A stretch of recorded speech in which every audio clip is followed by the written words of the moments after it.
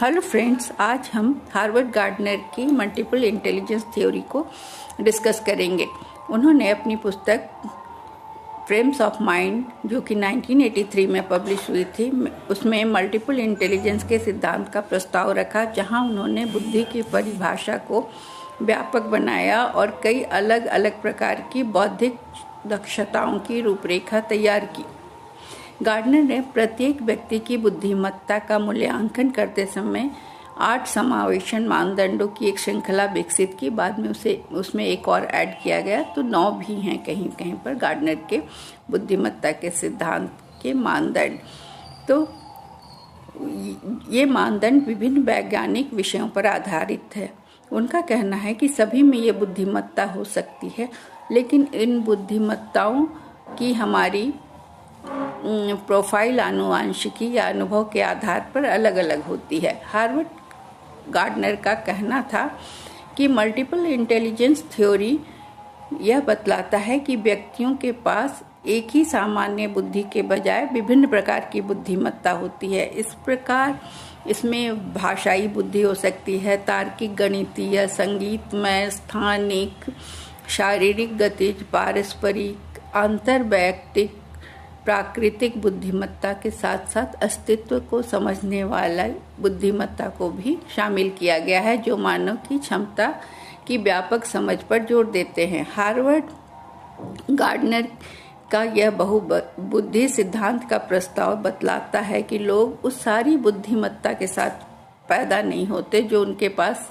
होती है। इस सिद्धांत ने पारंपरिक धारणा को चुनौती दी कि एक ही प्रकार की बुद्धि होती है, जिसे कभी कभी सामान्य बुद्धि के लिए जी फैक्टर या जनरल फैक्टर के रूप में जाना जाता है, जो केवल संज्ञानात्मक क्षमताओं पर केंद्रित होती है। बुद्धिमत्ता की इस धारणा को व्यापक बनाने के लिए गार्डनर ने 8 अलग अलग प्रकार की बुद्धिमत्ताएं पेश की, जिसमें एक और जोड़कर उसे 9 किया गया। इसमें शामिल हैं भाषाई, तार्किक, गणितीय, स्थानिक, शारीरिक, गतिज, संगीतमय, पारस्परिक, अंतर्वैयक्तिक, प्रकृतिवादी और अस्तित्व। गार्डनर का कहना है कि स्कूल और समाज में भाषाई, तार्किक, गणितीय तौर तरीकों को सबसे अधिक महत्व दिया जाता है। गार्डनर यह भी सुझाव देते हैं कि व्यक्ति की बुद्धिमत्ता हो सकती है, जैसे आध्यात्मिक बुद्धि, जिससे हम अस्तित्व संबंधी कहते हैं, और नैतिक बुद्धिमत्ता, लेकिन उनका मानना था कि ये उनके मूल समावेशन मानदंडों को पूरा नहीं करते।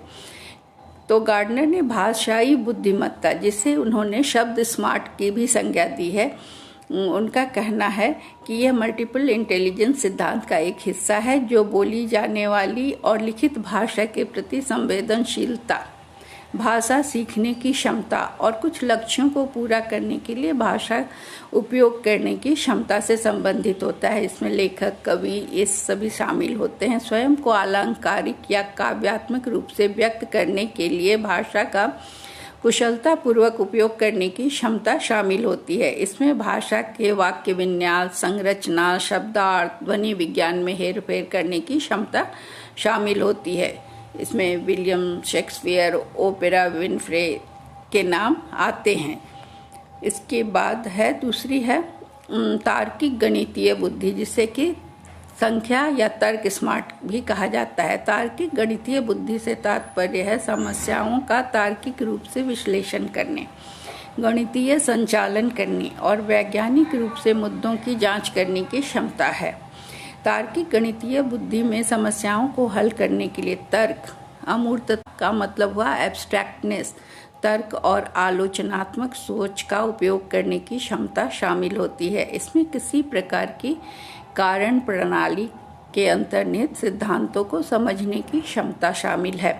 अल्बर्ट आइंस्टीन और बिल गेट्स जैसे तार्किक गणितीय बुद्धि वाले लोगों में समीकरण और प्रमाण विकसित करने, गणना करने और अमूर्त समस्याओं को हल करने की क्षमता होती है। अगला है स्थानिक बुद्धिमत्ता, चित्र स्मार्ट, जो कि आर्किटेक्ट और पेंटर्स में पाई जाती है।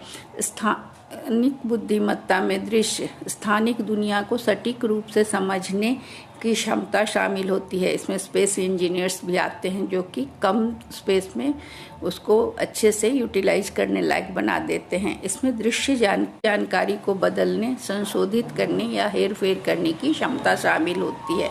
उच्च स्थानिक बुद्धि वाले लोग विजुअलाइजेशन, ड्राइंग, दिशा की समझ, पहेली निर्माण, मानचित्र को पढ़ने में अच्छे होते हैं।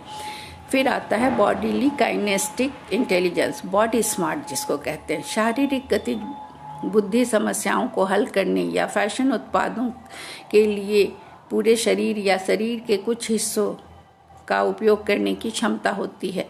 शारीरिक गतिज बुद्धि में शरीर का लचीलापन, अनुग्रह और कौशल के साथ उपयोग करना शामिल है। इसमें शारीरिक समन्वय, संतुलन, निपुणता, शक्ति इत्यादि शामिल है। उच्च शारीरिक गतिज बुद्धि वाले लोग खेल, नृत्य, अभिनय और शारीरिक शिल्प में अच्छे होते हैं। म्यूजिकल इंटेलिजेंस जिसे संगीत स्मार्ट कहा जाता है। संगीत संबंधी बुद्धिमत्ता का तात्पर्य है संगीत के पैटर्न के प्रदर्शन, रचना और सराहना में कौशल से है। संगीत संबंधी बुद्धिमत्ता में संगीत के रूपों को समझने, भेदभाव करने, बनाने और व्यक्त करने की क्षमता शामिल है। इसमें लय, पिच, माधुर्य और स्वर को समझना शामिल है। उच्च संगीत बुद्धि वाले लोग गायन, वाद्य यंत्र बजाने में अच्छे होते हैं। अंतरा वैयक्तिक बुद्धि का तात्पर्य है दूसरों को समझने की क्षमता। सामाजिक अंतःक्रियाओं से है, वे दूसरे की भावनाओं को और दृष्टिकोणों को समझ सकते हैं और दूसरे से अच्छी तरह सामंजस्य स्थापित कर सकते हैं। इनके पास अच्छा और प्रभावी संचार कौशल होता है। पारस्परिक बुद्धि मतलब स्वयं को समझने और किसी के विचारों, भावनाओं और संवेगों और इच्छाओं को जानने की क्षमता। यह जानने की क्षमता है कि ये उनके व्यवहार को कैसे प्रभावित करते हैं। फिर है प्राकृतिक बुद्धि, प्रकृति में विभिन्न प्रतिरूपों को पहचानने और समझने की क्षमता है। इसमें वनस्पतियों, जीवों और जैव विविधता सहित इनकी सभी विशेषताओं को प्रकृति और के साथ संवेदनशीलता भी शामिल है। तो ये तो 8वीं बुद्धि हुई। 9वीं बुद्धि में उन्होंने अस्तित्व, लोगों ने जोड़ा है कि अस्तित्व, एग्जिस्टेंस, आत्मा पर को समझना, जीवन को समझने की बुद्धि जो साधु सन्यासियों में होता है, जो आध्यात्मिक लोगों में होता है, उसे भी बुद्धि का एक प्रकार माना गया है। वो 9वीं प्रकार की बुद्धि मानी जाती है। हार्वर्ड गार्डनर ने 8 बुद्धि के सिद्धांतों को दिया है जिसमें बाद में 9वीं बुद्धि, जिसे अस्तित्व से जोड़कर आध्यात्मिक बुद्धि के रूप में लाया गया है।